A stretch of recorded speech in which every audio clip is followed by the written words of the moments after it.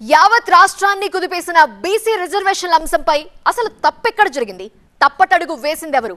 బీసీలకు రాజకీయ రిజర్వేషన్లు అందకుండా ఆపిందెవరు? ఇష్యూపై టీవీ9 క్రాస్ ఫైర్ వేదికగా సంచలన కామెంట్స్ చేశారు మంత్రి పొన్నం. రిజర్వేషన్లు వచ్చే అవకాశం లేదు, తెలిసి కావాలని ఏదో చేశామని అనిపించుకునే విధంగా మమ అనిపించడం కోసం మొత్తం రాజ్యాంగపరంగా రిజర్వేషన్లు వచ్చే అవకాశం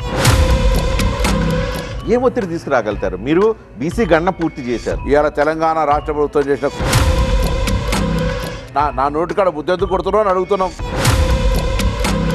కేవలం బీజేపీని బ్లేమ్ చేయటం కోసం ఎజెండా ఎత్తుగడ ఇది. ప్రజల ఆకాంక్షను గౌరవించే బాధ్యత ఉంది.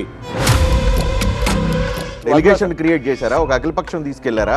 ఢిల్లీలో ఒత్తిడి తీసుకొచ్చారా? ఢిల్లీ ప్రభుత్వాన్ని మెడలు వంచడానికి మీ వైపు నుంచి కార్యాచరణ, సీరియస్ కార్యాచరణ ఏంటి? ప్రత్యక్షంగా దగ్గరుండి చూస్తా ఉన్నారు.